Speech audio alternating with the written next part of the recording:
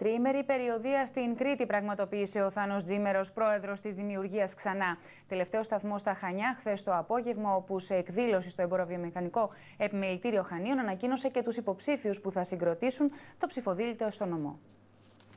Ο πρώην ομάρχης Χανίων Γρηγόρης Αρχοντάκης τίθεται επικεφαλής του ψηφοδελτίου του συνασπισμού Δημιουργία Ξανά στα Χανιά με τον Γιάννη Τσιμπερίδη, ο οποίος στις εκλογές της 6ης Μαΐου ήταν υποψήφιος με τη Δημιουργία Ξανά στη Β' Πειραιά να τοποθετείται στη δεύτερη θέση. Ακολουθεί ο επιχειρηματίας Γιώργος Κοντορουχάς, ενώ στην 4η θέση της λίστας βρίσκεται ο δικηγόρος Χαράλαμπος Ζολινδάκης.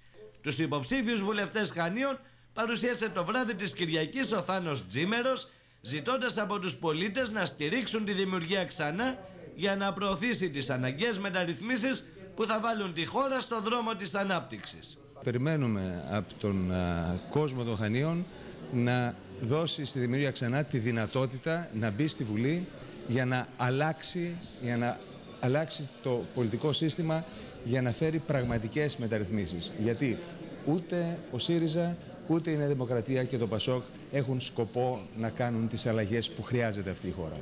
Εμείς είμαστε μεταρρυθμιστές, γιατί πιστεύουμε ότι η Ελλάδα χρειάζεται να αλλάξει μορφή, να ξαναμπεί στην ευρωπαϊκή κοινότητα, να γίνει ένα αξιοπρεπές, αξιοσέβαστο και δημιουργικό κράτος. Παράλληλα, ο Θάνος Τζίμερος τόνισε ότι είναι απαραίτητο να διασφαλιστεί η ευρωπαϊκή προοπτική της Ελλάδας, επαναλαμβάνοντας ότι θα στηρίξει μια κυβέρνηση από φιλοευρωπαϊκές δυνάμεις, χωρίς να συγκαταλέγει σε αυτές τον ΣΥΡΙΖΑ. Μετά τις εκλογές είπαμε ότι θα δώσουμε ψήφο εμπιστοσύνης, γιατί όλα δείχνουν ότι μπαίνουμε στη Βουλή και μπαίνουμε και με μεγάλο ποσοστό. Όλα θα δώσουμε ψήφο εμπιστοσύνης με οποιαδήποτε κυβέρνηση έχει ευρωπαϊκή προοπτική. Αυτό προφανώς μπορεί να το κάνει μια κυβέρνηση Νέας Δημοκρατίας, ΠΑΣΟΚ, Δημοκρατικής Αριστεράς, αφού όμως υιοθετήσουν ουσιαστική μεταρρυθμιστική ατζέντα. Ο πρόεδρος της Δημιουργίας Ξανά απάντησε στον πρώην πρωθυπουργό Κώστα Καραμανλή, ο οποίος πρόσφατα δήλωσε ότι η ψήφος στα μικρότερα κόμματα της κεντροδεξιάς είναι ουσιαστικά ψήφος στο ΣΥΡΙΖΑ.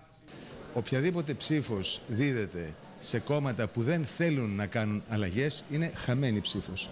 Είτε δίδεται στη Νέα Δημοκρατία είτε στο ΣΥΡΙΖΑ.